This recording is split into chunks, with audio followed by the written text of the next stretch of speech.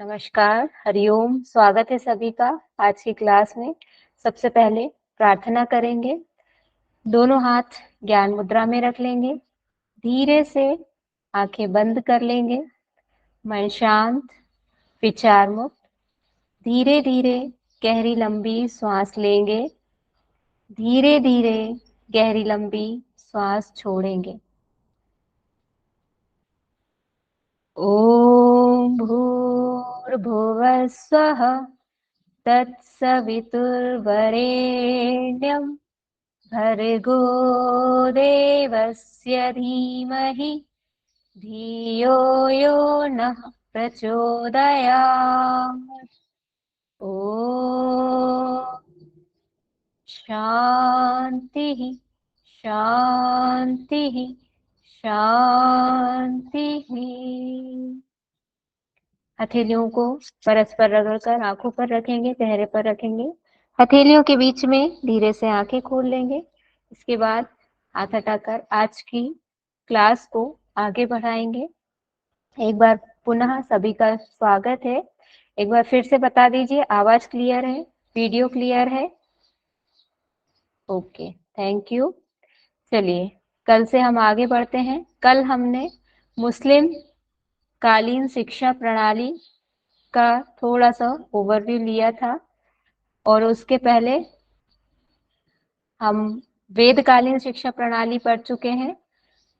दोनों तरह की उत्तर वैदिक और पूर्व वैदिक बौद्धकालीन शिक्षा प्रणाली हम पढ़ चुके हैं। मुगल कालीन शिक्षा प्रणाली में हमने सबसे पहले क्या पढ़ा था कि उनकी जो पूरी आधारशिला है किन चीजों पे आधारित है? मकतब, मदरसा, शिक्षक, विद्यार्थी और शिक्षण संस्थाएं। इतनी चीजों पर पूरा जो एक स्ट्रक्चर है मुगल कालीन शिक्षा व्यवस्था का, मध्यकालीन शिक्षा व्यवस्था का या इस्लामिक शिक्षा व्यवस्था का, ये तीनों नाम आपको याद रखने हैं। तीनों एक दूसरे के सिनोनिम्स की तरह यूज किया जा सकता है। एग्जाम में किसी भी शब्द का इस्तेमाल हो, आपको पकड़ना है, उसको कैच करना है, कंफ्यूज नहीं होना है। अब हम कल जहां हमने छोड़ा था उससे आगे बढ़ेंगे।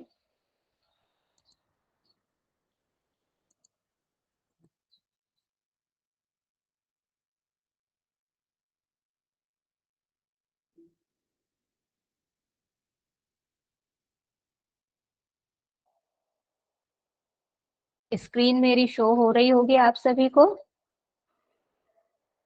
जी मैम। बता दीजिए एक बार। जी मैम। ओके, थैंक यू जी। कल जहां हमने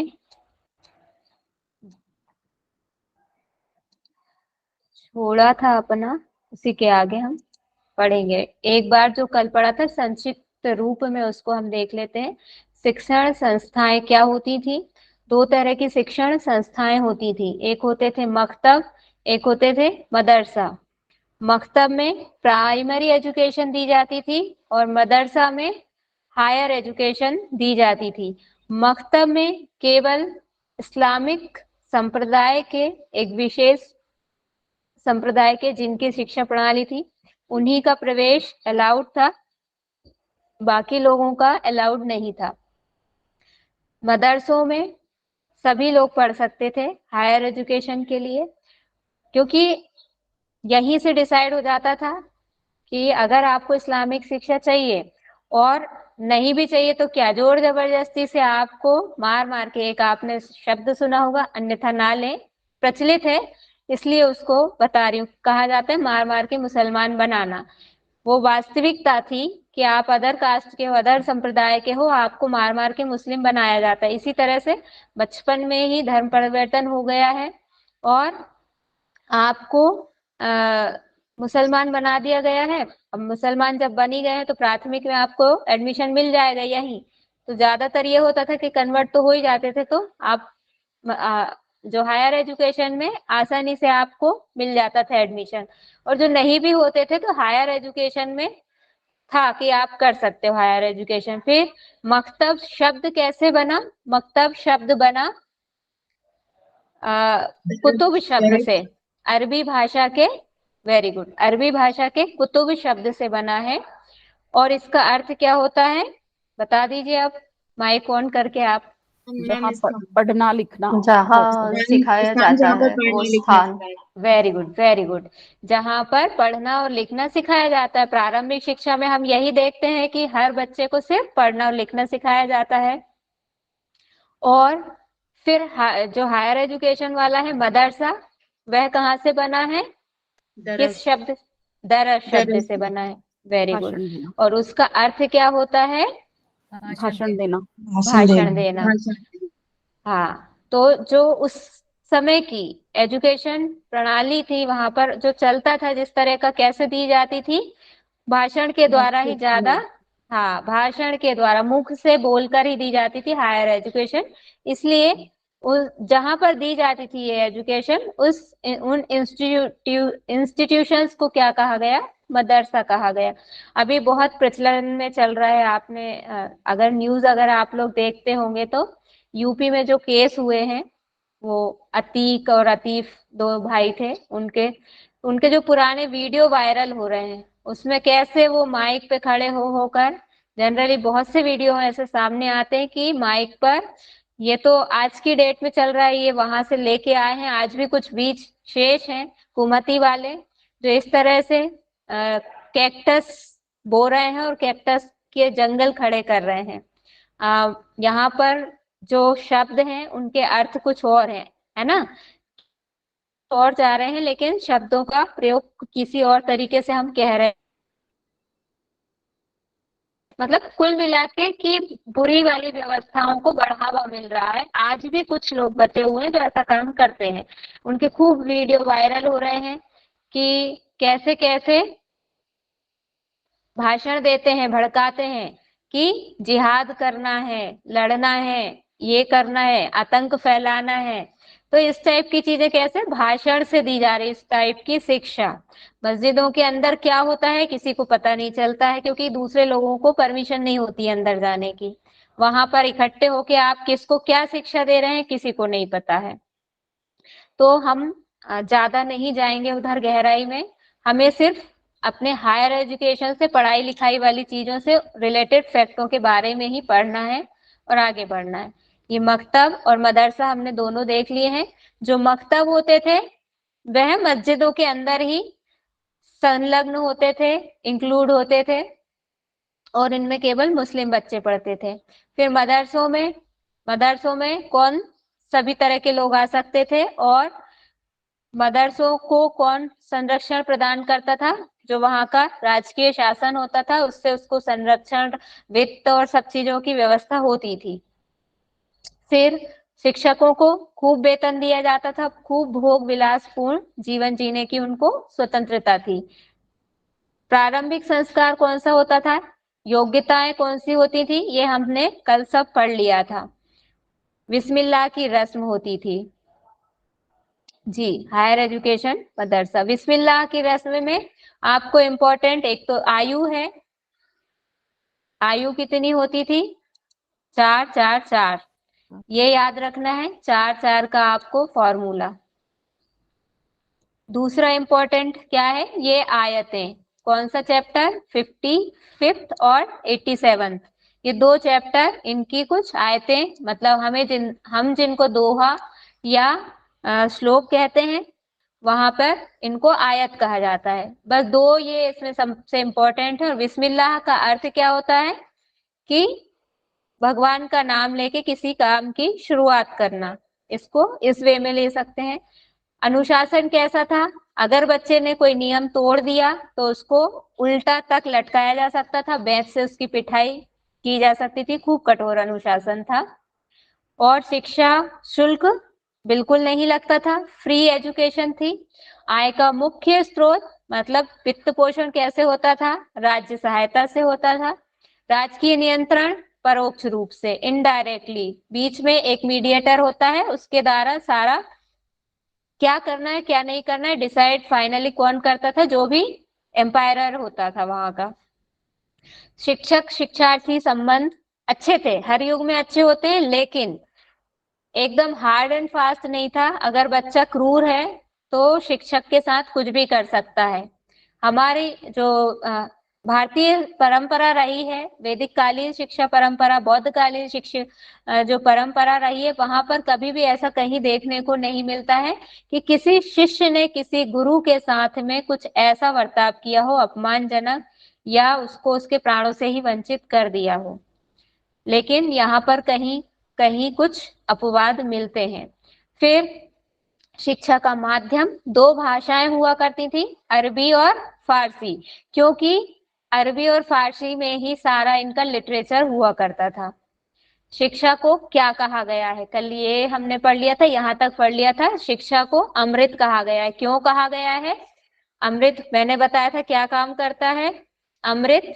आपका जो शरीर है उसको जीर्ण होने से, खत्म होने से बचाता है।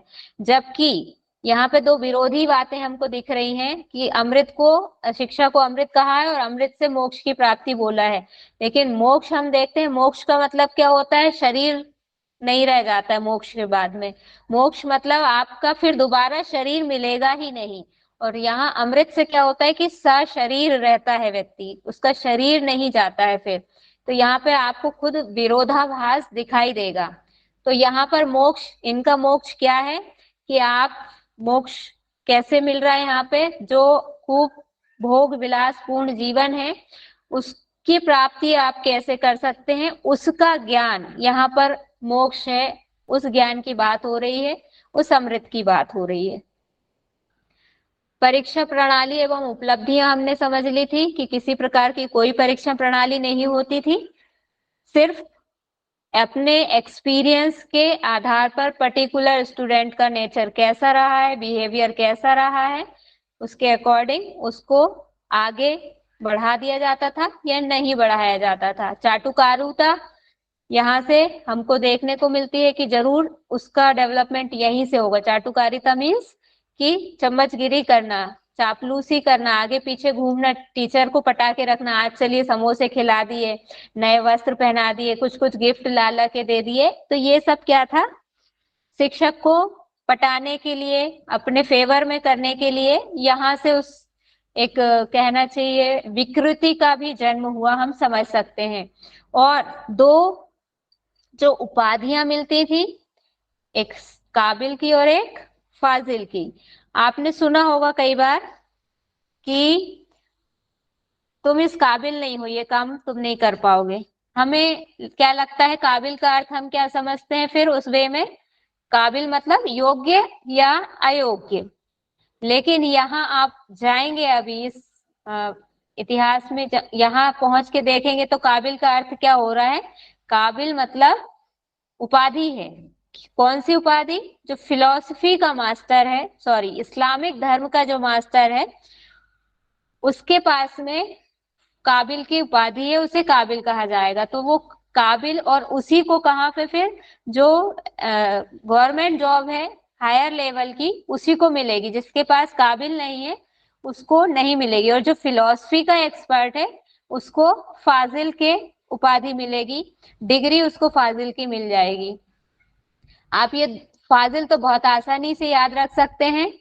फा से होता है फिलॉसफी और फा से होता है फाजिल। एक याद हो जाएगा तो दूसरा ऑटोमेटिकली आपको भूलेंगे नहीं कि एक फाजिल चला ही गया, बचा कौन? काबिल। और काबिल को कैसे याद रख सकते हैं कि हमने सुना ही हुआ है जनरली कि भाई आप इस काबिल हो या नहीं हो काबिल। और उसको रिलेट यहाँ से कर सकते हैं कि हायर लेवल पर किसको दे रहे हैं? जो काबिल है। काबिल है, काबिल को योग्य से जोड़ सकते हैं कि काबिल है, योग्य है, उसी को हायर लेवल पर रखेंगे तो काबिल उपाधि को हम योग्य वर्ड के साथ जोड़कर याद रख सकते हैं। आई होप क्लियर होगा इतना। नेक्स्ट हम पढ़ेंगे, अब यहाँ तक हमने कल पढ़ा था प्राथमिक शिक्षा और उच्च शिक्षा, थोड़ा एक हम देख चुके हैं, आधारशिला हम रख चुके हैं, सॉरी, कि प्राथमिक शिक्षा कहाँ दी जा रही है? मदरसों में। उच्च शिक्षा, सॉरी, प्राथमिक शिक्षा मकतबों में और उच्च शिक्षा मदरसों में। जी क्या बोल रहे हैं प्रियंका जी? यस मैम, मैं वही करेक्शन बोल रही थी। Okay okay. ये दो अलग अलग जगह पर दोनों दी जाती थी। फिर प्राथमिक शिक्षा की क्या विशेषताएं थी, क्या होता था उसमें, उसके बारे में अब हम चर्चा करेंगे। प्राथमिक स्तर पर शिक्षार्थी को केवल लिखना पढ़ना और उच्चारण सिखाया जाता था, थोड़ा बहुत गणित सिखा दिया जाता था। क्यों सिखा दिया जाता था, इसको इसमें समझ सकते हैं। मान लीजिए छोटे बच्चे हो जाते हैं, दुकान जाना सीख जाते हैं, कितना लेट लेट आ रहे हैं, कोई बात नहीं। दुकान जाएगा बच्चा, उसे हिसाब किताब आएगा तो तब तो वो जाएगा और पैसे बराबर हिसाब जितना देना है उतना देगा और जितना वापस लेना उतना लेके आएगा। थोड़ा बहुत उसको गुणा भाग जोड़ घटाना सिखा दिया जाता था, वो भी ओरली। और जो लिखना पढ़ना भी सब क्या, लिखना तो ठीक है, लिखने में क्या, अक्षर जैसे हम घरों में बच्चों को आ से अनार बनाना सिखा दिया, मतलब जो वर्णमाला का ज्ञान दे दिया। और उस समय अंग्रेजी शिक्षा का तो प्रादुर्भाव ही नहीं था, वो धीरे से बाद में आएगा। अब हम इसके बाद वहीं बढ़ेंगे तो क्या, उर्दू की जो वर्णावली है उसको सिखा दिया। केवल अक्षरों का ज्ञान प्राथमिक स्तर पर। और पढ़ना, पढ़ना मतलब कि जो लिखवाया है उसी को रटवाना, दोहरवाना, वह हो गया पढ़ना। या उच्चारण करके, आपने सुना होगा हिज्जे कर करके, अक्षर जोड़ जोड़ के। आजकल जो मानक हिंदी चलती है उसमें एक एक अक्षर को बिल्कुल तोड़ दिया जाता है। जो खाली अक्षर होते हैं, हर अक्षर में आपको पता होगा कि आ इंक्लूड रहता है हर अक्षर में, चाहे कोई भी अक्षर हो। एक हम यहाँ पर बनाकर देखते हैं। वैसे ये काम होना नहीं चाहिए, लेकिन शिक्षा वाला पार्ट चल रहा है इसलिए यहाँ पे इसको बता रहे हैं कि आ हर लेटर में इंक्लूड होता है। जब तक आ नहीं है तब तक वह लेटर पूरा नहीं है, अधूरा है। मान लीजिए बा है, तो ये बा कब है, इसमें इनबिल्ट है, दिख नहीं रहा है लेकिन इसमें आ है। अगर आ नहीं है तो इसके नीचे ये हलंत लगा रहेगा, ऐसा। आधा, आधा कोई अक्षर है तो उसके नीचे हलंत लगा रहता है, ये उसका, उसकी पहचान है। ये जो नीचे लगा रहता है कि ये आधा है। तो आजकल जो मानक है उसमें, मानक हिंदी में बिल्कुल टुकड़े टुकड़े कर दिए जाते हैं कि कोई लेटर, जैसे हमको ये सुलेख तोड़ना है तो सुलेख को कैसे तोड़ेंगे, सा के नीचे सा प्लस लगाएंगे हम, ऊ की मात्रा, छोटा ऊ की, प्लस लगाएंगे, ला लिखेंगे, ला के नीचे हलंत लगेगा, फिर आ लगेगा। और अगर मात्रा लगी है तो यहाँ हलंत नहीं लगेगा, मात्रा लगी है तो सीधे एक ही मात्रा यहाँ लग जाएगी। फिर लास्ट वाला जो खा है, उस खा के नीचे हलंत लगेगा, फिर प्लस आ बनेगा सबसे लास्ट में। इतने टुकड़ों में टूट जाएगा, ये मानक हिंदी की पहचान है। तो ये अक्षरों का ज्ञान, उर्दू का ज्ञान, ये सब चीजें वहां पर प्रारंभिक प्राथमिक लेवल पर दी जाती थी। फिर क्या पढ़ाया जाता था, पैगंबर मोहम्मद जो उनके धर्म गुरु हुए हैं और उन्हीं के तरह जो फकीर थे या महान उनके शासक रहे हैं, उनकी जीवनियां पढ़ाई जाती थी। जीवनियां मतलब बायोग्राफी उनकी, उनको पढ़ाई जाती थी। कैसे, कहानियों के माध्यम से, किस्सों के माध्यम से। और बच्चों के नैतिक विकास मतलब मॉरल एजुकेशन के लिए उन्हें दो बुक्स पढ़ाई जाती थी, गुलिस्ता और बोस्ता, जिसके राइटर कौन थे, शेर दादी। शेर दादी की दो पुस्तकें थी, इनके नाम याद रखना है, गुलिस्ता और बोस्ता। वहां पर कौन सी पढ़ाई जाती थी, बौद्ध धर्म में बाल पोथी, उसका नाम क्या था बताइए, सिद्धिरस्तु। Siddhirastu, very good. और वैदिक कालीन में क्या, काल में क्या पढ़ाया जाता था,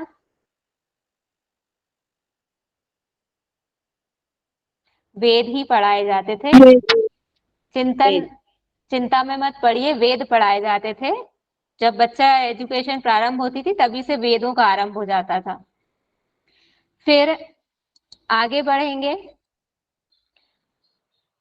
अरबी और फारसियों के कवियों की कविताएं पढ़ाई जाती थी। इन कविताओं में क्या होता था, जैसे हमने जो आप पढ़ के आए हैं हमारे लेवल पे, हम क्या पढ़ते थे, हमारे यहाँ पर जो स्वतंत्रता संग्राम में जिन्होंने भाग लिया, जन जागृति लाए, उनकी हम कविताएं पढ़ पढ़ के हम अपने स्कूल में और बड़े होकर एजुकेशन प्राप्त करके आए हैं। तो उस समय उनके यहाँ पर क्या चलता था, उस समय सभी जगह पूरे दुनिया में लगभग क्या चलता था, राजा होते थे, घोड़े, हाथी, ये सब होते थे, ऊंट, ये मतलब युद्ध वाला एक पिक्चर आप अपने, मैंने शुरू में बताया था ना, इमेजिनेशन करिए कि जैसे चल रहा है, जो सामने शब्द सुनाई दे रहे हैं उसको देखते चलिए, आंखों के सामने दिखने लगना चाहिए आपको। तो जब हम उस समय की बात करते हैं तो आपके सामने एक युद्ध वाला दृश्य आ जाना चाहिए कि लड़ने वाली पोजीशन में, हथियार में, हाथों में तलवार है, भाले हैं, घोड़ों पर बैठे हैं, हाथियों पर बैठे हैं मुगल शासक, इधर के हिंदू राजा, अलग अलग इस टाइप का माहौल जो है। तो क्या होता था, लड़ाइयां होती थी, तो ये जो अरबी और फारसी के कवि होते थे, ये उन लड़ाइयों का अपने राजा की स्तुति करते हुए उनके शौर्य का वर्णन इन कविताओं में, इनकी कविताओं में होता था। और इनका जो लिटरेचर वाला पार्ट होता था, यानी गद्य वाला जो पार्ट होता था, कहानी वाला, उपन्यास वाला होता था, उसमें क्या होता था, उसमें पूरा तत्कालीन व्यवस्था कैसे चल रही है, क्या क्या हो रहा है, वह सब चीजें उनमें रहती थी। मध्यकालीन शिक्षा प्रणाली में शिक्षार्थियों के उच्चारण और लेख पर डिक्टेशन मेथड बताया था जैसे कि कल, कि उस पर बहुत फोकस किया जाता था, उच्चारण पर और लेख पर, कि सही तरीके से लिखें, सुलेख पर ध्यान दिया जाता था, सही उच्चारण करें उस पर ध्यान दिया जाता था। और अब ये उच्च शिक्षा का पाठ्यक्रम है, इसमें इतने सारे विषय पढ़ाए जाते थे, अरबी फारसी का ज्ञान, अरबी फारसी साहित्य का ज्ञान, भाषा और साहित्य का, दोनों अलग अलग चीज है। भाषा पता होगी तभी हम साहित्य पढ़ पाएंगे, भाषा का ज्ञान ही नहीं है तो कैसे पढ़ पाएंगे। ये क्यों दी जा रही है, यहाँ पर समझने का प्रयास कीजिए। ये कहाँ पर है, ये भारत में है। अभी भारत में इसलिए अरबी और फारसी का ज्ञान दिया जा रहा है क्योंकि यहाँ तो सब संस्कृत जानने वाले हैं, किसी को या तो हिंदी या संस्कृत या दूसरी क्षेत्रीय रीजनल लैंग्वेजेस हैं उनको जानते हैं लोग। अरबी और फारसी कौन जानता है। अगर अरबी मतलब उनको अपने में मिलाना है, शामिल करना है, अपनी एजुकेशन उनको देनी है, तो भाषा का ज्ञान तो देना पड़ेगा सबसे पहले। इसलिए सबसे पहले नंबर पर रखा गया है अरबी और फारसी भाषा का ज्ञान, फिर अरबी और फारसी का ही साहित्य उनको पढ़ाया जाएगा। फिर अंक गणित का ज्ञान बचपन से देने लगे थे, लेकिन थोड़ा थोड़ा दिया था, अब यहाँ उसको डिटेल नॉलेज दे रहे हैं। ज्यामितीय, ट्रिग्नोमेट्री जिसको बोलते हैं, history, geography, economic, political science, नीति शास्त्र मतलब जो पॉलिसीज बनाते हैं, ज्योतिष और एस्ट्रोलॉजी, इस्लामी कानून, सबसे खास यही है उनके लिए। कुछ ये सब चीजें सिर्फ दिखावा है, मोह भंग करने की चीजें हैं, आकर्षित करने के लिए है कि हम आपको ये सिखा रहे हैं। और इनमें अगर सिखा भी रहे हैं तो शिक्षा भी किसकी दी जा रही है, इतिहास किसका पढ़ाएंगे, मुगल एम्पायर का, मुगल शासकों का इतिहास पढ़ाएंगे। और भूगोल किसका पढ़ाएंगे, भूगोल आपका पढ़ाएंगे ताकि आपको ज्ञान रहे कि आपको कहाँ कहाँ का ज्ञान, कहाँ आपको हमारी हेल्प करनी है, कहाँ लड़ने जाना है। भूगोल इस टाइप का पढ़ाएंगे ना कि अगर लड़ने जाएगा व्यक्ति तो उसे नॉलेज तो हो कि कहाँ से रास्ता है। भूगोल का मतलब क्या, भूगोल में क्या पढ़ते हैं, भूगोल, भूभाग, एरिया, कहाँ क्या है उसके बारे में भूगोल में पढ़ा जाता है। तो जो भी है सेंटर उसका क्या होता था, इस्लामिक बेनिफिट कहाँ से हो, इस्लामिक एम्पायर को कहाँ से बेनिफिट होगा, उस पर फोकस करके सिलेबस तैयार किया जाता था पूरा। अर्थशास्त्र में क्या शिक्षा दी जाएगी, कैसे बढ़ाया जा सके, विस्तारित किया जा सके, जितना भी कोष है वहां का जो खजाना है, राजकीय कोष है, उसको कैसे और ज्यादा भरा जा सके, उसके तरीके बताए जाएंगे। राजनीति में दूसरे राजा के राज्य को कैसे हड़पना है, इस टाइप की चीजें सब उसमें बताई जाएंगी। ज्योतिष शास्त्र का ज्ञान क्यों दिया जा रहा है? ज्योतिष शास्त्र हमारे यहाँ मतलब भारतीय संस्कृति से ही कहीं ना कहीं उद्गम है इसका, और यहाँ भारतवासियों को सारी दुनिया के क्या कहती है, सपेरों का देश है, जादू टोनों का देश है, लेकिन जरूरत पड़ती है तो सब डिपेंड कहाँ, भारत का ही मुख देखते हैं। अभी पेंडेमिक में सब देख चुके हैं कि जो भारत कर सकता है कोई नहीं कर सकता है, कहीं नहीं कर सकता है, उसके पास पता नहीं क्या है। लेकिन ऐसे बदनाम करने में भी कहीं कोई कसर नहीं करते हैं। फिर इस्लामिक कानून सबसे इम्पोर्टेंट है, ये इस्लामिक कानून को पढ़ाना। उसके अंदर उसमें आप अगर गलत व्यवहार करते हैं तो क्या किया जाएगा, आपको क्या सजा दी जाएगी। जैसे कहीं कहीं पे दुबई में तो ऐसा है, या और भी मुस्लिम कंट्रीज ऐसी हैं कि अगर आप गलत काम करते हैं, आपने चोरी करी तो आपके हाथ काट दिए जाएंगे, कुछ झूठ बोला या कुछ ऐसा करा तो जुबान काट दी जाएगी। मतलब जिस आपने ऑर्गन से जो गलत काम किया है उसको आपसे छीन लिया जाएगा, उससे विहीन कर दिया जाएगा। Kuwait, right. तो इस टाइप की व्यवस्थाएं रहती हैं, ये इस्लामी कानून है। और यूनानी चिकित्सा, यहाँ से जन्म होता है यूनानी चिकित्सा का। अभी तक हम क्या पढ़ रहे थे, कौन सी चिकित्सा? चरक संहिता, आयुर्वेद, भारतीय चिकित्सा प्रणाली, और अभी यहाँ से यूनानी चिकित्सा। यूनानी चिकित्सा में अंतर कोई नहीं है, चीजें तो सब वही है, मटेरियल तो वही है, नेचर वही है। कर क्या रहे हैं लोग, अपने अपने नाम दे रहे हैं। पहले मतलब उसमें भी क्या करते थे, जो आयुर्वेद में भी क्या होता है कि रस निकाला जाता है औषधियों का, और उससे जो आपकी जैसी डिसीज है उससे रिलेटेड जो वैद्य होते थे उनको नॉलेज होता था कि किस डिजीज में कौन से पौधे की पत्ती का रस देने से ये ठीक होगी, या किसी चोट पर कौन सा पौधे की पत्तियां लगाने से या जड़ लगाने से, अच्छा पेड़ों, मतलब टोटल ज्ञान होता था। बॉटनिकल नॉलेज बहुत गहराई से होता था। और यहाँ पर भी क्या करते हैं, यहाँ पर भी यूज तो पेड़ पौधों को ही करते हैं क्योंकि उन्हीं से औषधि प्राप्त होती है। बस यहाँ पर क्या नाम दे दिया, काढ़ा बनाकर पिएंगे, इसका काढ़ा उसका काढ़ा, इसमें मिलाना है, थोड़ा सा बस शब्दावलियों का अंतर है, बेस आधार सबका एक ही होता है। फिर विभिन्न कला और कौशलों की एवं व्यवसायों की शिक्षा। यहाँ पर आप देखेंगे कि जो डेवलपमेंट हुआ बहुत सारे, जैसे कल भी मैंने बताया था, ताजमहल है और कुतुब मीनार है, लाल किला है, जितनी भी इस टाइप की जो कलाकृतियां हैं, इनका डेवलपमेंट बहुत ज्यादा कहाँ हुआ, इस्लामिक पीरियड में ज्यादा हुआ इनका। इनके पास ये वाला नॉलेज ज्यादा था, इनका कहना चाहिए कि हस्त कौशल बहुत ज्यादा होते थे, ये इनका ऐसा माइंड ज्यादा चलता था। पढ़ने लिखने में बहुत चले या ना चले, इस टाइप के हुनर बहुत होते थे। कैसे कैसे कारीगरी जिसको बोलते हैं, बारीक से बारीक कारीगरी, नक्काशी, आपने देखे होंगे कि कांच के आइटम कितने सुंदर सुंदर होते हैं। और जो दीवारें होती हैं, कहीं भी देख लीजिए आप, बहुत सारी चीजें ऐसी होती हैं जिनमें बहुत बारीकी से खूबसूरती से डिजाइन किया जाता है।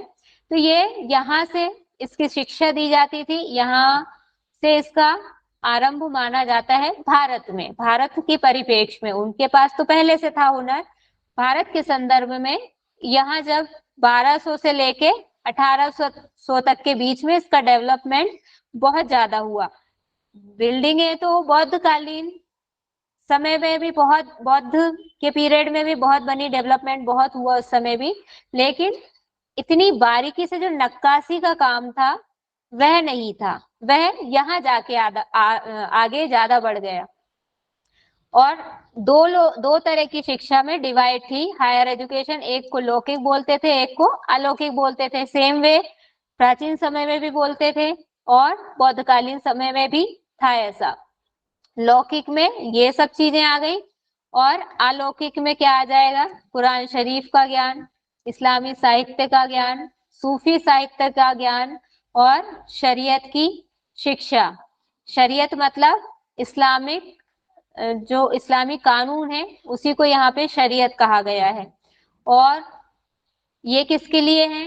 जो केवल मतलब इसमें अगर जो धर्म की बात करी है, केवल मुस्लिम धर्म दर्शन की शिक्षा दी जाएगी। यहाँ पे जो धार्मिक शिक्षा हो रही केवल मुस्लिम धर्म की शिक्षा, और किसी धर्म की नहीं दी जाएगी।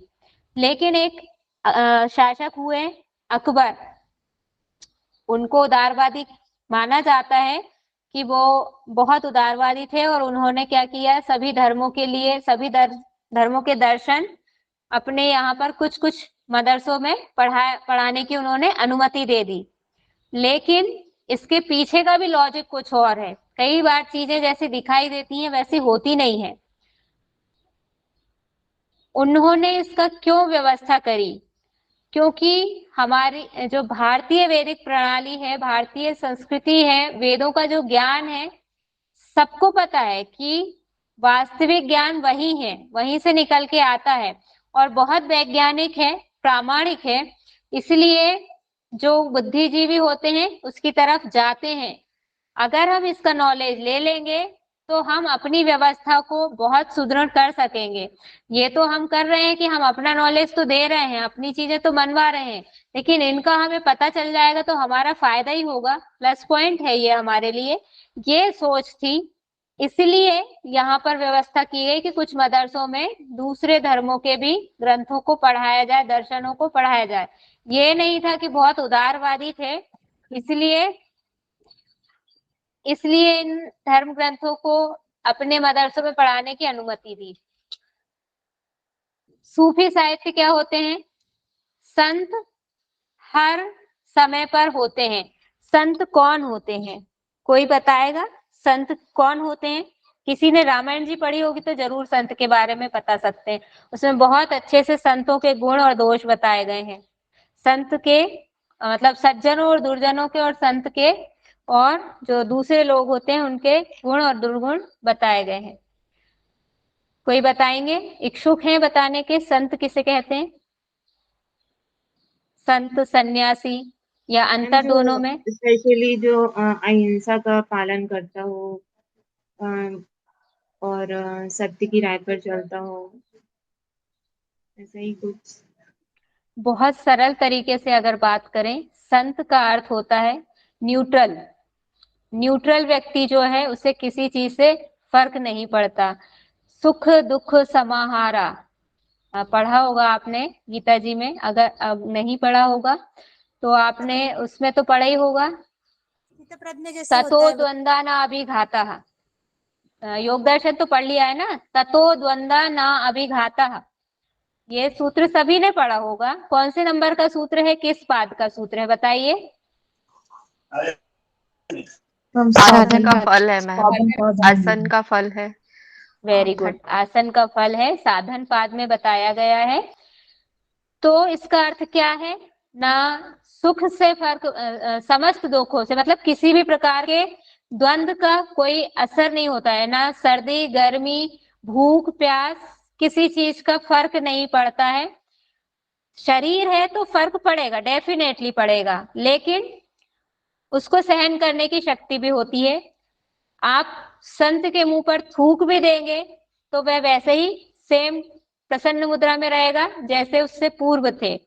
संत को आप गाली दे देंगे मुंह पर, उसके चेहरे की प्रसन्नता समाप्त नहीं होगी। असली संत वही है। आजकल जो अपने आप को भगवा वस्त्र पहनकर खूब सीना चौड़ा करके हम संत हैं, अपने मुंह से ये जो बखान करते रहते हैं, मैं डिनाई करती हूँ, मैं उनको बिल्कुल नहीं मान सकती कि संत हैं, क्योंकि संत अपना बखान नहीं करते हैं, ऐसे बहुत शांति से रहते हैं। संत का अर्थ ही है शांति से रहने वाला, हमेशा शांत बना रहना, प्रशांत। प्रशांत चित्त होता है, शांत और प्रशांत में थोड़ा सा अंतर है। शांत वह होगा जो आपने उसको एक बार बुरा भला कह दिया, उसने सहन कर लिया, 2 बार कर लिया, 3 बार कर लिया, आपने उसको कुछ कहा, उसके बर्दाश्त की सीमा समाप्त हो गई, उसने उठाकर प्रतिवाद कर दिया, आपको बदले में जो उसको एक्शन लेना था ले लिया। ये शांत की एक सीमा है, उसके बाद में वह सहन नहीं कर पाएगा। लेकिन प्रशांत चिर शांत होता है, पे कभी कोई असर होगा ही नहीं। जैसे थे सुदामा जी एग्जाम्पल है इस बात का, श्री कृष्ण जी के परम मित्र, उनके साथ गुरुकुल में पढ़ते थे। उनको कोई भी कुछ भी कह दे, किसी भी परिस्थिति में उन्होंने कभी क्रोध नहीं किया। हजार लाख करोड़ों दुख उन्होंने सहन कर लिए, लेकिन हमेशा भगवान का नाम स्मरण करते रहते थे, चित्त में उनको अपने बनाए रखते थे, चेहरे पर हमेशा प्रसन्नता के भाव रखते थे। घोर गरीबी में भी उन्होंने अपना संकल्प और संतुलन नहीं खोया, उसको कहते हैं प्रशांत। तो ये क्यों बता रहे हैं? संत कौन होगा? जो हमेशा एक जैसी उसमें स्थिति में बना रहेगा। और सन्यासी का भी क्या है? सन्यासी का भी अर्थ है, आजकल जो कह देते हैं हम सन्यासी हैं, लेकिन बाकायदा मर्सरीज में घूमते हैं, कहीं प्रवचन देने जाना हो तो मर्सरीज में घूमते जाते हैं और 4 बॉडीगार्ड आगे और 4 पीछे रहते हैं। क्या ऐसा व्यक्ति सन्यासी हो सकता है? कई कथावाचक आपसे कहेंगे सब छोड़ दो, सब मोह माया है, ये भी छोड़ दो, वह भी छोड़ दो। आप उनसे एक बार पूछ के देखिए कि महाराज आपने क्या क्या छोड़ दिया। आप गले में सोने की चेन डाले हुए हैं, 4 बॉडीगार्ड लेके आप घूम रहे हैं, आप पैदल नहीं चल सकते हैं। मैं किसी की बुराई नहीं कर रही हूँ, लेकिन मेरा कहने का सिर्फ इतना सा आशय है कि आप, हमने पढ़ा है ना कि शिक्षक को कैसा आचरण करना चाहिए कि उसका अनुपालन उसके शिष्य कर सकें। जब आप दिखाएंगे वैसे ही तो हम आपका अनुपालन कर सकेंगे। आप पैदल चलिए, आप बॉडीगार्ड रहित होकर चलिए, आप सादा जीवन जिएंगे तो हम आपको फॉलो करेंगे। कि एक वस्त्र में रहिए आप, 4-4, 6-6, 10-10 जोड़ी वस्त्र बदलेंगे आप, तो हम आपको कैसे फॉलो करेंगे? आप हमसे कह रहे हैं कि आप महंगे कपड़े मत खरीदो, साधारण वस्त्रों में रहो, और आप अपने आप को तो देखिए। हम विषय से नहीं भटक रहे हैं, हम सिर्फ जो परिस्थितियां हैं कैसे निर्मित होती हैं, कैसे वहां पर उनको कैसे हमको डिसीजन लेना चाहिए कि हमको किसकी तरफ बढ़ना है और किसकी तरफ नहीं बढ़ना है, इसका डिसीजन हम ले पाए, इसके लिए थोड़ा सा एक यहाँ पर बात छेड़ी थी। और वो भी रिलेटेड है सूफी साहित्य। ये वास्तविक संत हुआ करते थे। यहाँ पर इस बात से हम जबकि देख रहे हैं कि कल्चर कैसा चल रहा है, मार धाड़ लड़ाई कूट वाले झगड़े वाला चल रहा है, लेकिन यहाँ पर ऐसे संत हुए हैं जो लोगों को सही मार्ग दिखाते थे। उन पर ये कोई असर नहीं था कि हम मुस्लिम समुदाय से हैं। संत चाहे हिंदू समुदाय से हो, मुस्लिम समुदाय से हो, बौद्ध हो, किसी भी संस्कृति से हो, संत संत होता है, उसके पास ज्ञान होता है और वह लोगों को पथ प्रदर्शक की भांति कार्य करता है। लोगों के जीवन में उन्हें ज्ञान की रोशनी देकर उन्हें आगे बढ़ाने का काम करता है। तो ये सूफी साहित्य क्यों पढ़ाया जाता था? कुछ सूफी संत होते थे, उनका जो अनुभव रहा है उसको लोगों के, इनके साथ वह अमृत असली वाला था। सूफी संत जो होते थे उनके लिए उस अमृत का अर्थ वाकई में मोक्ष वाला होता था, ना कि बाकी लोगों की तरह। इसके आगे हम बढ़ेंगे। दोनों तरह की समझ में आ गई, लौकिक और अलौकिक यहाँ भी थी और वहां भी थी, थोड़ा थोड़ा सा सोच का अंतर था बस। शिक्षण विधियां कहाँ पर? मध्यकालीन शिक्षण व्यवस्था में कौन सी टीचिंग मेथड्स थी? प्राइमरी लेवल पर जैसा कि देखा क्या सिखाया जा रहा है, सिर्फ लिखना पढ़ना उच्चारण करने पे ज्यादा फोकस था। तो वैसी ही व्यवस्था थी कि पहाड़ों को, अक्षरों को रटवाते थे, उच्चारण करवाते थे सामूहिक रूप से। आपने भी कभी किया होगा, बचपन में किया है किसी ने ऐसा? पूरी क्लास एक साथ, एक टीचर बोल रहा है और सारे लोग एक साथ उच्चारण कर रहे हैं। किसी ने किया है? हमने तो किया था मैम छोटे बचपन थे में। जब। हाँ, पूरी क्लास एक साथ बोलती थी। वेरी गुड, चलो मतलब ज्यादा अंतर नहीं है, लगता मैम है कि अभी भी तो स्कूलों में जो प्राइमरी वाले बच्चे हैं उनको ऐसे ही करवाते हैं। हाँ नहीं, आजकल क्या है, फिर भी काफी चेंजेस आ गए हैं।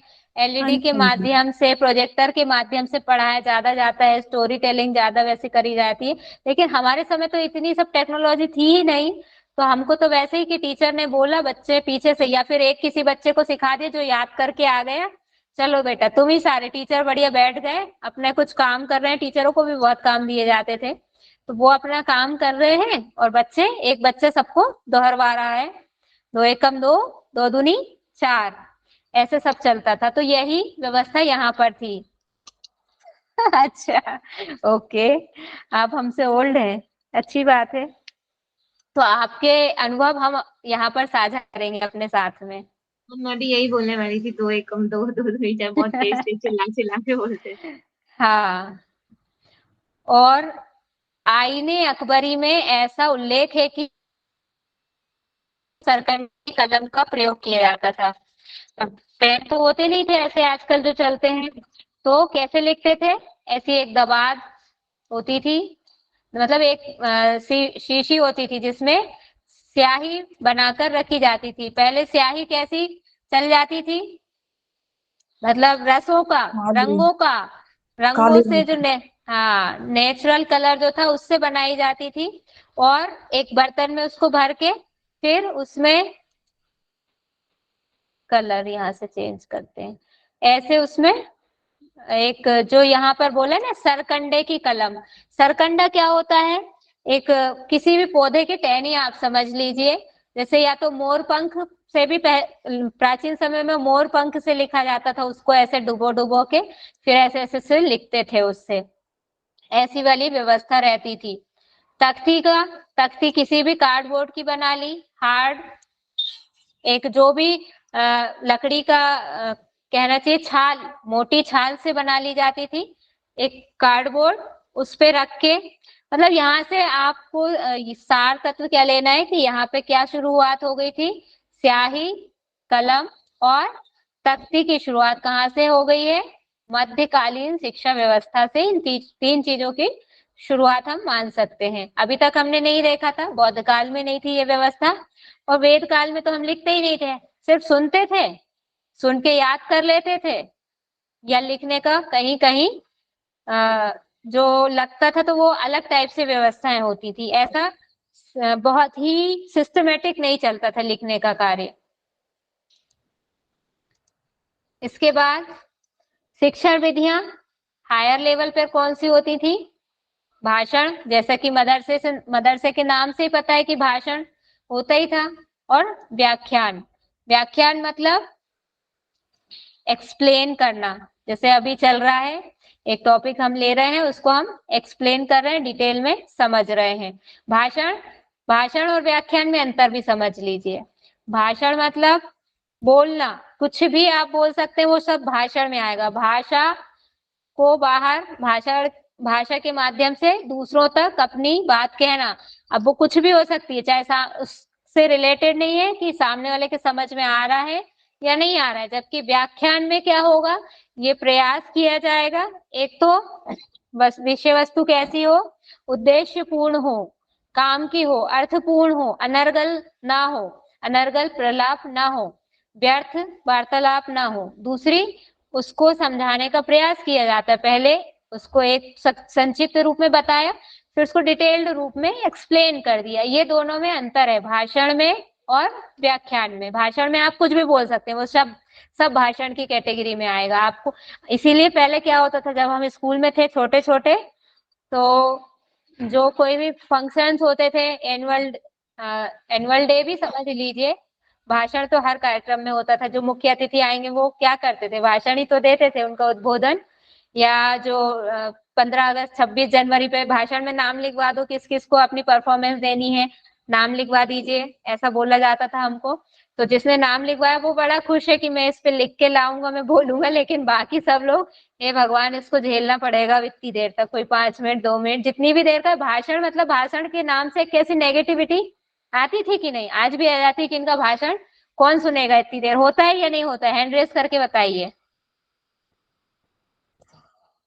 लगता है ना कि भाषण दे रहे हैं, ये भाषण से भाग लें। अभी क्लास में तो नहीं लग रहा है कि भाषण चल रहा है, क्या चल रहा है क्लास में? No ma'am. व्याख्यान चल रहा है। व्याख्यान चल रहा है, बहुत बढ़िया, धन्यवाद। फिर हम स्वाध्याय की बात करेंगे। कल भी हमने डिस्कस किया था इस बारे में। स्वाध्याय विधि के विकास पर बहुत बल दिया जाता था कि खुद से पढ़ो। सिखा दिया है आपको पढ़ना लिखना बचपन में कि कैसे पढ़ते हैं, हिज्जे करके और तोड़ तोड़ के, जोड़ जोड़ के शब्दों को कैसे पढ़ना है, ये हमने आपको सिखा दिया बचपन में। अब आपको खुद से पढ़ना है। और क्या पढ़ना है? पुस्तकालय हमने बना दिए हैं बड़े बड़े, उसमें हमने अरबी और फारसी के साहित्य रख दिए हैं, कवियों की रचनाएं रख दी हैं। उनको उठाइए, पढ़िए, जीवन में उतारिए, ये उनको बता दिया जाता था।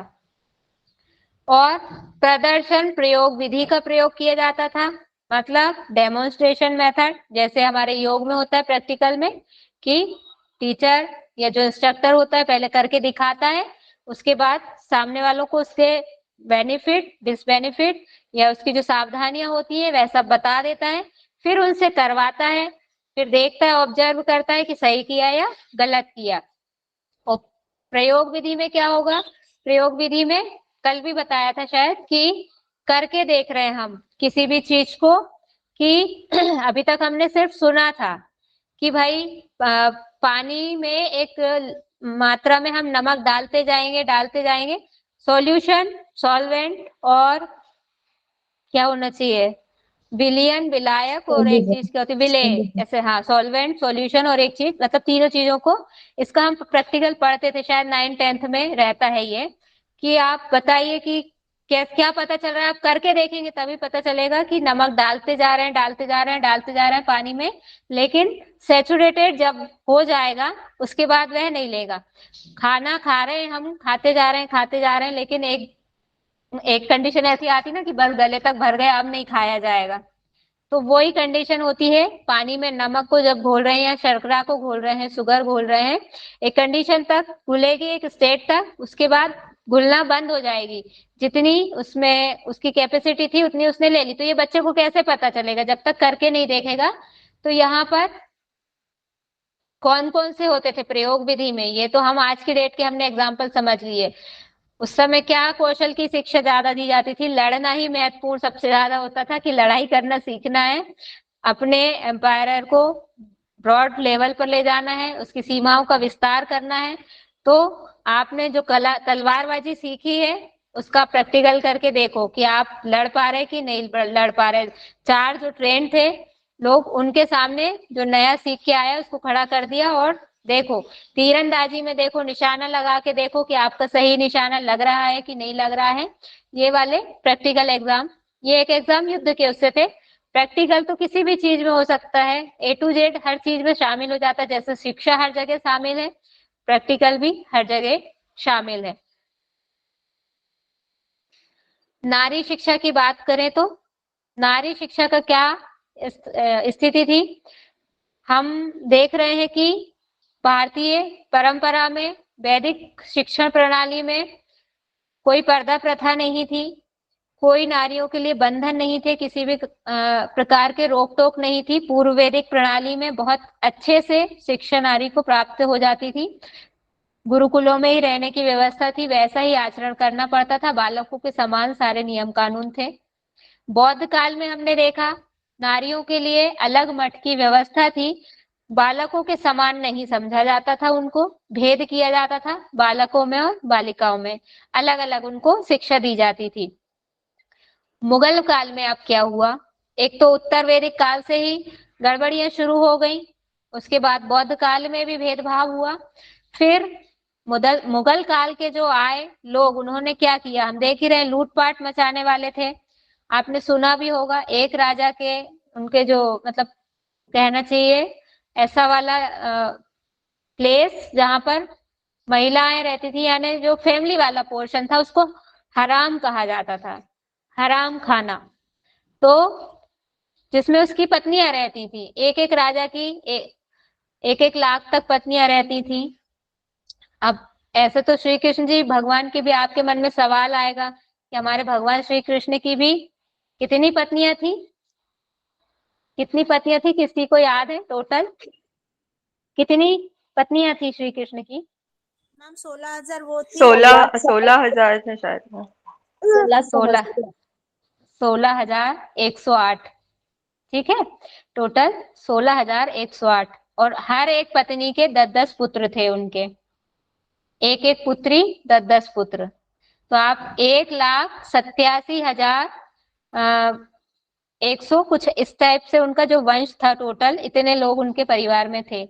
लेकिन यहाँ पर क्या था, भगवान ने क्यों इतनी सारी पत्नियां बनाई, उनका मतलब क्यों पत्नी के रूप में स्थान दिया।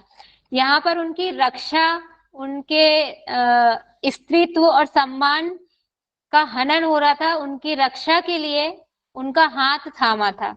जबकि यहाँ पर क्या होता था कि जबरदस्ती पत्नी बनाया जाता था। जिस राज्य पे आक्रमण करने गए उसका राज्य तो लूटा ही लूटा, उसके स्त्री बच्चे धन पे सब पे अपना कब्जा जमा लिया। जो काम की चीज नहीं लगी, जो व्यक्ति काम का नहीं लगा, उसको प्राणों से वंचित कर दिया, उसके प्राण हर लिए। बाकी स्त्रियों को अपने विषय भोग की वस्तु बनाकर अपने साथ में, अपने हराम खाने में लाकर रख लिया। तो ये आपको यहीं से कितना भयावह दृश्य अगर आप इमेज कर पा रहे हो, जैसा कि मैंने आपको जो टेक्निक बताई है कि जो शब्द आपको सुनाई दे उसको आप अपने आंखों के सामने विजुअलाइज करते चलिए, साथ में आपको कुछ अलग से नहीं पढ़ना पड़ेगा। तो आपको कितनी भयानक स्थिति दिख रही होगी कि अब स्त्री की क्या दशा है यहाँ पर। इसीलिए जो हिंदू धर्म के लोग थे, हिंदू संप्रदाय के, बौद्ध संप्रदाय के लोग थे, वहां पे क्या चालू हो गया, पर्दा प्रथा का चलन हो गया कि भाई किसी की नजर ना पड़ जाए। अगर कोई सुंदर स्त्री है तो स्वाभाविक है, वो तो उनको भोग विलास करना है, वस्तु समझना है। स्त्री को एक अस्तित्व ना समझ के केवल वस्तु समझना है, समझते थे। तो अगर नजर पड़ गई है तो उसको फिर समझ लीजिए बचना नहीं है, जबरदस्ती ले जाएंगे उसको पकड़कर। तो यहाँ से इसलिए पर्दा प्रथा का आरंभ हुआ। अब पर्दा प्रथा का आरंभ हो गया, बच्चियों को, छोटी बच्चियों को तो एक बार मदरसों में पढ़ने की अनुमति थी। और मदरसों में कौन पढ़ते थे ये भी आपको पता है, मुस्लिम समुदाय के ही बच्चे पढ़ते, सॉरी मकतब में, प्राइमरी एजुकेशन मकतब में होती थी। तो मकतब में केवल मुस्लिम समुदाय के बच्चे पढ़ते थे, तो बच्चियां भी कौन होती थी, मुस्लिम समुदाय की ही होती थी, इसलिए वे वहां पर साथ में पढ़ सकती थी। लेकिन बड़े स्तर पर हायर एजुकेशन में सामान्य वर्ग की, सामान्य परिवारों की महिलाओं को, बच्चियों को पढ़ने का कोई अधिकार नहीं था, कोई ऐसी अच्छी व्यवस्था नहीं थी। जो संभ्रांत होती थी या जो राजघराने की महिलाएं होती थी उनके लिए घर पर ही व्यवस्था होती थी, मौलवी जी घर पे ही आ जाते थे या जो भी रिलेटेड टीचर हैं घर पे ही आके उनको संबंधित शिक्षा दे जाते थे। कुछ धनाढ्य परिवार के लोग होते थे, वह सेल्फ अपने अपने लेवल पे, अपने खर्चे पर लगता था। देखो हर तरह के लोग हर समय हर समाज में होते हैं, उनको लगता है कि भाई मुझे, सोच तो सबकी हर व्यक्ति की अलग अलग होती है। पर्टिकुलर व्यक्ति कोई अच्छा हो सकता है, बुरा हो सकता है, उसको पूरे समाज के साथ हम नहीं देख सकते। तो अच्छे लोग भी अगर कोई होते थे, उनको लगता था नहीं मुझे मेरी बेटी को पढ़ाना है, बहुत स्नेह है बेटी के प्रति, तो वह व्यवस्था घर में ही कर लेते थे। अलग से उनकी कोई हायर एजुकेशन की व्यवस्था कहीं पर भी नहीं थी। ये स्थिति थी महिलाओं की शिक्षा के संबंध में मुगल काल में। अब हम इस्लामिक जो शिक्षण संस्थाएं थी उससे संबंधित कुछ मिसलेनियस पढ़ लेते हैं, विविध फैक्ट जो है उनको देख लेते हैं। क्या स्कूल, मदरसे और मकतब के अलावा और भी शिक्षण संस्थाएं होती थी, उनको उनके नाम के साथ, उनके नाम के आधार पर क्यों रखा गया ये हम देखते हैं। सबसे पहले दरगाहें। दरगाह किसको कहते हैं, जो कोई पीर फकीर की समाधि जहां पर हो, जैसे हिंदू संप्रदाय में भी होती हैं कुछ गुरुओं की समाधि स्थल, जहां पे उन्होंने अपना शरीर त्याग दिया, वहां पर उनके लिए एक उस स्थान को संरक्षित कर दिया जाता है, उसको उनका समाधि स्थल कहते हैं। कि जहां उन्होंने, जी मठ बोलते थे क्या? नहीं, मठ नहीं, समाधि स्थल मतलब जैसे हम अगर वैदिक कालीन की ही बात कर लें, पहले तो ऐसा वेद काल में इतना ज्यादा होता नहीं था। पूर्व वैदिक काल में सत जो युग होता है, त्रेता वगैरह, इनमें क्या होता था कि ये जो ब्रह्म ज्ञानी हो जाते थे, ब्रह्म ज्ञानी क्या, जिन्होंने अपने ज्ञान से, अपनी तपस्या से इतने अपनी शक्तियां प्राप्त कर ली हैं, ईश्वर का साक्षात्कार कर लिया है, तो ये अपने शरीर को स्वयं ही विलोपित कर सकते थे, किसी भी तरह से, अग्नि के माध्यम से, वायु के माध्यम से, कैसे भी इनके शरीर को कहीं दफन करने की, जलाने की, या कहीं मिट्टी के नीचे जाने की इनको आवश्यकता नहीं पड़ती थी। अपने शरीर का, ये कहना चाहिए, उद्धार स्वयं कर लेते थे। लेकिन जैसे जैसे आगे बढ़ते गए, वही बात है कि ज्ञान खिचड़ी का खाचड़ी हो गया, तो उस लेवल तक नहीं पहुंच पाएंगे। तब क्या होता था कि जो शिष्य हैं, पीछे वाले जो लोग हैं, उनके लिए तो पूजनीय है, गुरु तो पूजनीय है। अब गुरु जी का हम, उन्होंने जहाँ शरीर का त्याग किया, ज्यादातर फिर क्या करते थे बाद बाद में, आज भी कई ऐसे साधु, तपस्वी, सन्यासी हैं, वास्तविक वाले, जिनको हम देखते, हमारी नजरों में वे आ ही नहीं सकते, क्योंकि वो वास्तविक सन्यासी जीवन जी रहे हैं, लोगों की नजरों में नहीं आते हैं, और वह ऐसे ही जीते हैं। तो फिर क्या करते हैं, जब उनको लगता है कि अब हमारा हो गया है, जो हमारा जीवन का उद्देश्य था उसकी प्राप्ति हो गई, तो भूमि के भीतर जाकर समाधि ग्रहण कर लेते हैं, भूमि के भीतर गड्ढा खोद के ऊपर से बंद करवा देते हैं। संत ज्ञानेश्वर जी ने भी ऐसे ही समाधि ली थी, अंदर बंद हो गए थे और बाहर से पूरा पैक हो गया था। तब उनका जो स्थान रहता है उसको समाधि स्थल कहते हैं। तो जब ये मुस्लिम संप्रदाय में हम इसी संबंध में देखें तो उसको दरगाह कहते हैं, उस स्थान को दरगाह कहते हैं या मजार कहते हैं। जी, महाराष्ट्र के थे संत ज्ञानेश्वर जी। तो दरगाह में भी शिक्षा दी जाती थी। आप ये समझ लीजिए कि मुस्लिम संप्रदाय के जितने भी धार्मिक स्थल थे, जहां पर वह अपने गुरु, पैगंबर साहब या अल्लाह, जिसको अल्लाह कहते हैं, उनकी आराधना करते थे, उनकी इबादत करते थे, उन सब स्थानों पर इस्लामिक शिक्षा प्रत्यक्ष या परोक्ष रूप से, औपचारिक या अनौपचारिक रूप से, फॉर्मल या इनफॉर्मल रूप से दी जाती थी। कहीं पर इनफॉर्मल वे में, कहीं पर फॉर्मल वे में। कौन कौन से ये होते थे, एक हमने पढ़ लिया दरगाह, दूसरा होता था कुरान स्कूल। कुरान स्कूल में क्या होता था, कुरान शरीफ पढ़ाई जाती थी, नाम से ही स्पष्ट है, कुरान पढ़ाने वाला कुरान शरीफ। फारसी स्कूल होते थे, मुख्य रूप से फारसी भाषा पढ़ाई जाती थी, मुस्लिम संस्कृति की शिक्षा दी जाती थी, और हिंदू व मुसलमान दोनों को शासन के कार्यों के लिए तैयार किया जाता था। यहाँ पर क्या हो रहा है, क्या एक अलग बात हमको समझ में आ रही है, ये काम हमने नहीं देखा कहीं और भी, जो न मदरसों में न मकतबों में। क्या हो रहा है, यहाँ पे हिंदू शब्द भी जुड़ गया है। मुसलमानों को तो हर जगह ट्रेंड कर रहे थे, लेकिन जो फारसी स्कूल है, स्टेटमेंट को एज इट इज याद रखेंगे कि जो फारसी स्कूल है उनमें हिंदू व मुसलमान दोनों को शासन के लिए तैयार किया जाता था। शासन व्यवस्था देखने के लिए आपने देखा होगा कि जो अकबर बादशाह थे, उनके दरबार में कौन थे, बीरबल। बीरबल कौन थे, हिंदू थे। उन्हीं के समय में रहे तानसेन। तानसेन भी कौन थे, हिंदू थे। तानसेन जी का पूरा नाम, वास्तविक नाम क्या है, रामतनु पांडे था, ब्राह्मण परिवार से थे। तो शासन की कई तरह की व्यवस्थाएं होती हैं, उसमें वह भागीदार बन सके, इसलिए शिक्षा कहाँ दी जाती थी, फारसी स्कूल में।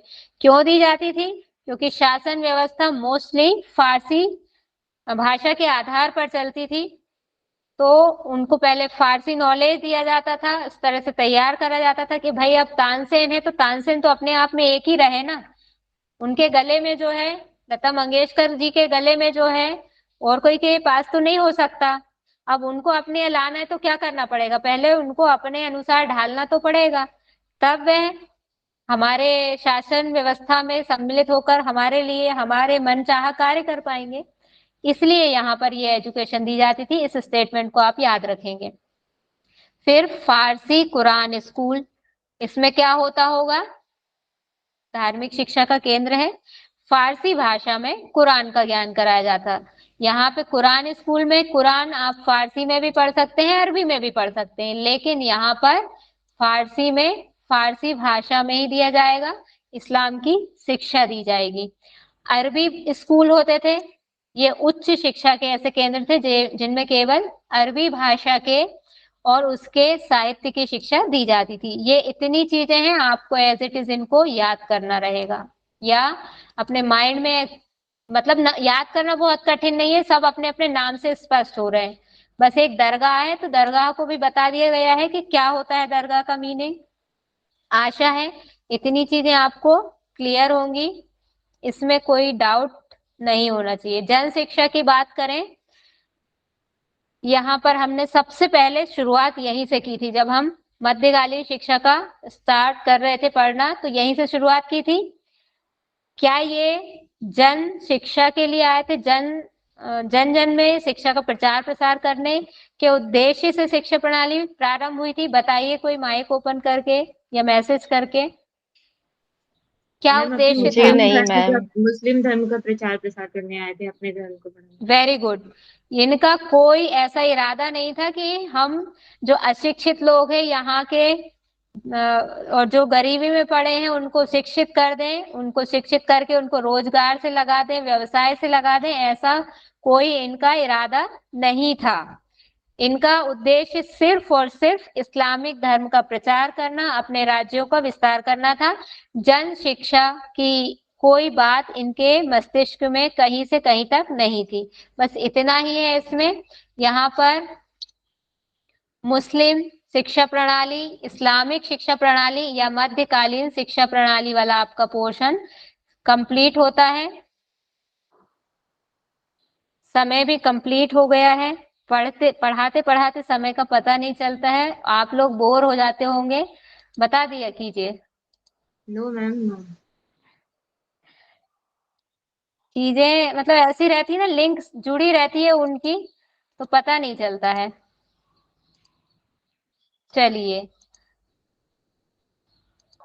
यहाँ तक अगर किसी का कोई डाउट है तो पूछ लीजिए, या फिर हम मैम तो मतलब जो प्राइमरी एजुकेशन है वो दो जगह पे मान के अपन बोलेंगे ना, कि एक तो जी मकतब और दूसरा दरगाह है। बिल्कुल, दो जगह ही है, मकतब और मदरसा दोनों फिक्स हैं। ये दिए मतलब ऐसा दिया ही हुआ है उसमें। प्राइमरी एजुकेशन के लिए मैम। हाँ, प्राइमरी प्राइमरी तो मतलब मकतब प्राइमरी के लिए है, हायर एजुकेशन के लिए मदरसा है। ये दोनों और अलग दरगाह अलग है। भी। हाँ, दरगाह दरगाह में प्राइमरी एजुकेशन। दरगाह भी है ना हिंदी के लिए। दरगाह का क्या बोल रहे हैं? दरगाह प्राथमिक शिक्षा के केंद्र थे, मुस्लिमों के बालक ये भी मैम यहाँ पर प्राइमरी हाँ एजुकेशन के लिए। जी।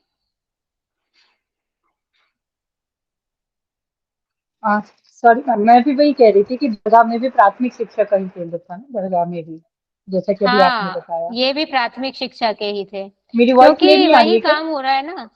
आ रही है, अब आ रही, ब्रेक हो रही थी पहले, अब आ रही है। यहाँ पर भी वही काम हो रहा है ना, आप मुस्लिम बच्चों को ही शिक्षा दी जा रही है प्राथमिक लेवल पर, इसलिए दरगाह भी प्राथमिक शिक्षा के केंद्र, मतलब दो हो गए प्राथमिक शिक्षा के केंद्र ऐसे देखे जाए तो, मकतब और दरगाह। ठीक है, चलिए शांति मैम पाठ कर लेते हैं पहले, फिर उसके बाद डाउट लेते हैं। शांति पाठ कर लेते हैं। चलिए, शांति पाठ दीपाली जी करवाएंगे आज शांति पाठ। दीपाली जी। जी मैम। हाँ, शांति पाठ करवा दीजिए। हमारे गर्दन सीधी, हाथों की ज्ञान मुद्रा। ओम असतो मा सद्गमय, तमसो मा ज्योतिर्गमय, मृत्योर्मा अमृतम्। ओम शांति शांति शांति। ओम शांति शांति शांति शांति। शांति। बहुत बहुत धन्यवाद आप सभी का। हरिओम सभी को। Thank you ma'am. Hariom. Hariom.